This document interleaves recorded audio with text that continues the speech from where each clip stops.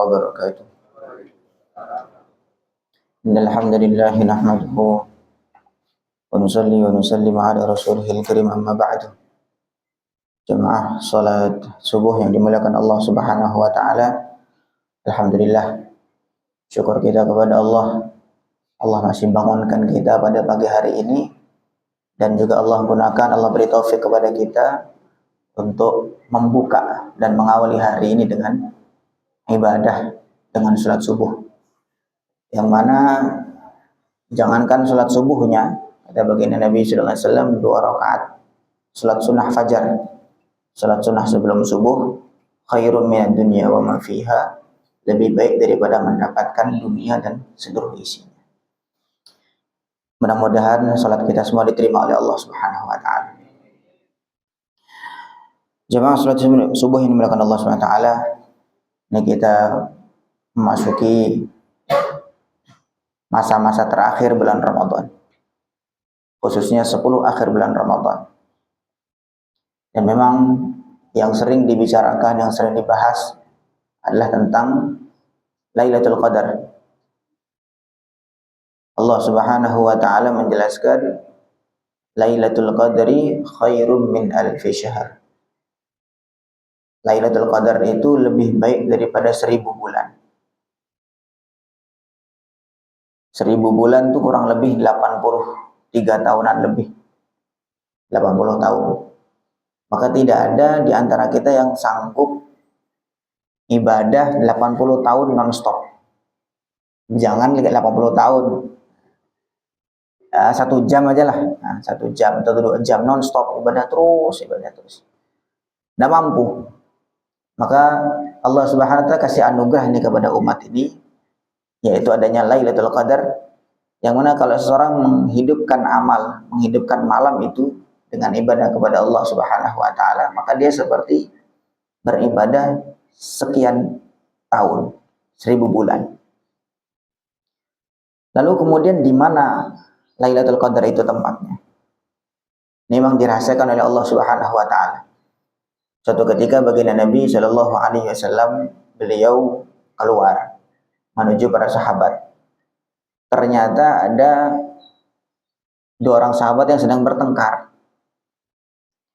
Kemudian setelah dilerai, baginda Nabi SAW beliau bersabda kurang lebihnya, sebenarnya malam ini saya mau keluar kepada kalian. Saya diberi ilham, saya diberi wahyu oleh Allah SWT tentang kapan terjadinya Lailatul Qadar itu. Tetapi karena ada pertengkaran di antara kalian, akhirnya wahyu itu nggak jadi. Info itu nggak jadi tentang kapan Lailatul Qadar itu terjadi. Tetapi kata baginda Nabi SAW, tetapi bisa jadi ini baik untuk kalian. Carilah Lailatul Qadar itu di 10 malam terakhir bulan Ramadan.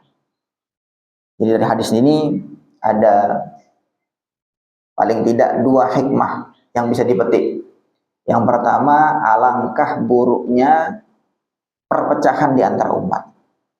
Sehingga kalau ada pertengkaran, ada perpecahan di antara umat, ada pertengkaran di antara umat, maka akhirnya barokah yang mau turun itu nggak jadi akhirnya. Sebenarnya sudah mau dikasih tahu, baginda Nabi semua dikasih tahu sama Allah bahwa Lailatul Qadar itu terjadi ini waktu ini begitu. Tapi karena ada pertengkaran itu akhirnya nggak jadi.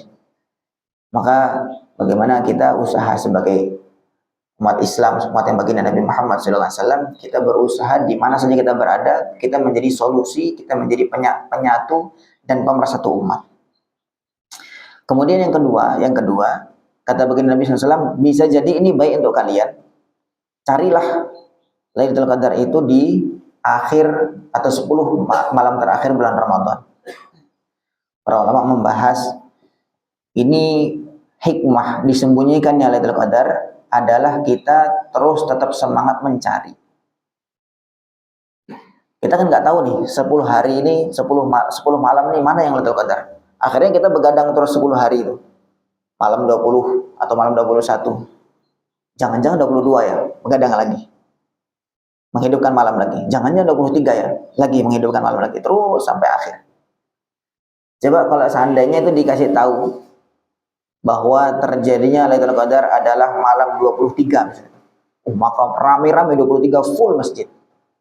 Begitu 24 langsung sepi, tidak ada. Karena merasa saya sudah dapat kok. Saya sudah dapat Lailatul Qadar itu. Maka akhirnya tidak lagi semangat. Maka bisa jadi disembunyikannya waktu itu adalah menjadi motivasi kita untuk terus mencari kapanpun waktu itu terjadi.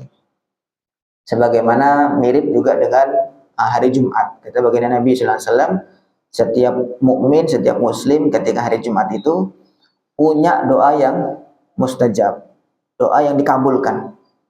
Maka carilah selama hari Jumat itu. Oh, akhirnya mencari selama hari Jumat kita banyak sholawat, kita banyak doa dan seterusnya. Walaupun nanti di beberapa para ulama menjelaskan waktu itu ada yang dikatakan waktu khotib duduk atau waktu menjelang setelah asar menjelang maghrib, penghabisan hari Jumat itu.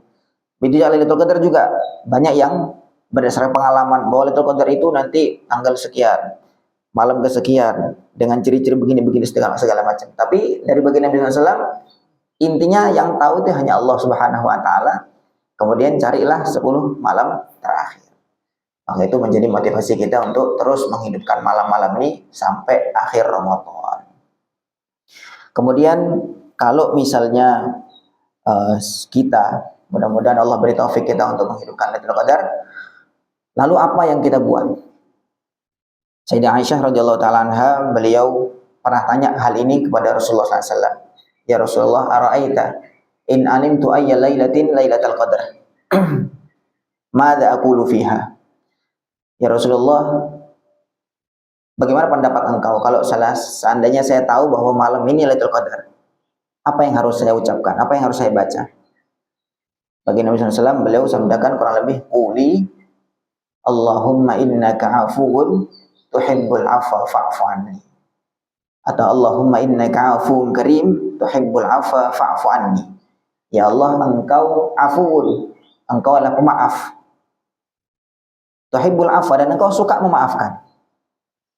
Fa'fu anni, maka maafkanlah aku. Ini salah satu bahwa walaupun memang ibadah itu tidak melulu tentang baca Quran atau salat sunnah atau yang lain-lain. Ibadah itu luas, sangat luas. Ibadah itu bisa ibadah dengan jasad, dengan badan kita, dengan sholat, kita baca Quran. Ada ibadah itu dengan harta kita. Bahkan ibadah dengan harta lipatannya jauh lebih besar daripada ibadah dengan badan, kan gitu. Ada juga ibadah dengan hati. Ibadah dengan hati. Ibadah dengan badan itu paling minimal dilipat gandakan oleh Allah Subhanahu wa taala 10 kali lipat. Man jaa bil hasanati falahu asyru amsalihha. Siapa yang beramal satu kebaikan, Allah lipat gandakan 10 kali lipat. Nah, kemudian orang yang ibadah dengan hartanya, dia infak, dia membantu saudaranya yang miskin, yang tidak mampu, yang kelaparan. Maka matsalul ladzina yunfiquna amwalahum fi sabilillah kamatsali habbatin ambatat sab'a sanabila fi kulli sunbulatin mi'atu habbah. Orang yang berinfak di jalan Allah Subhanahu wa taala, maka itu seperti menanam satu biji, satu benih. Benih itu nanti menumbuhkan 7 tangkai, setiap tangkai nanti tumbuh lagi 100 biji, 100 benih lagi, sehingga 700 kali. Itu paling minimal kalau ibadah dengan infak harta. Maka itu juga ibadah juga, sehingga jangan sampai kita berpemahaman bahwa Lailatul Qadar tuh hanya dengan iktikaf saja, hanya dengan, ya memang itu salah satu yang diajarkan baginda Nabi sallallahu alaihi wasallam. Beliau kalau sudah 10 malam terakhir mengencangkan ikat sarungnya, kemudian iktikaf, tidak ketemu dengan istrinya, nggak pulang.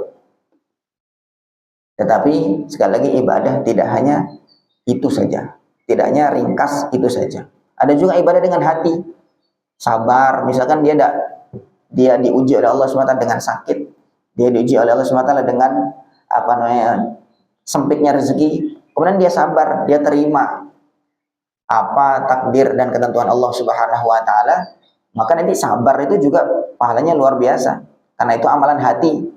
Innama yuwaffas sabiruna ajrahum bighairi hisab. Orang yang sabar itu ditunaikan rezekinya oleh Allah SWT bighairi hisab, enggak pakai hitungan lagi. nggak pakai 700 kali lipat, nggak pakai 10 kali lipat, enggak. Tapi tanpa hitungan. Nah, sehingga bahwa kita usaha terus bagaimana Lailatul Qadar itu kita hidupkan malam itu. Sebagian ulama menjelaskan bahwa minimal seseorang itu dia mengerjakan sholat maghrib berjamaah, sholat isya berjamaah, kemudian sholat tarawih, sudah dianggap dia menghidupkan Lailatul Qadar. Karena malam itu kan mulai dari terbenam matahari, kemudian sampai fajar. Maka dia kalau udah tarawih malam itu, dia sudah sholat isya waktu itu, yang berjamaah, sholat maghrib juga, maka sudah terhitung menghidupkan Lailatul Qadar. Tetapi kan masih ada malam-malam lain berapa jam setelahnya, itu kalau kosong itu kan aiman kan gitu. Kalau itu kosong kita aiman. Tapi Allah SWT kata baginda SAW, engkau perbanyak wahai Sayyidah Aisyah, malam Lailatul Qadar itu banyak doa, Allahumma innaka afuwun tuhibbul afwa fa'fu anni.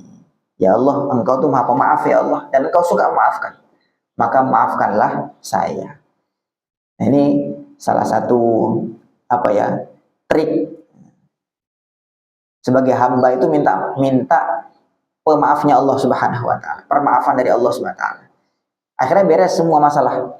Kita mau dosanya kayak apa, dosanya segunung, dosanya sepenuh langit dan bumi. Tapi kalau semua Allah maafkan, ya sudah selesai kan gitu. Sama seperti sebuah pelaku kriminal, nah, kemudian ketika korbannya memaafkan, ya sudah, mau bagaimanapun jahatnya selesai masalahnya. Nah, begitulah kita sebagai seorang hamba kepada Allah Subhanahu wa taala, ya Allah maafkan aku, maafkan aku, maafkan aku, maafkan aku.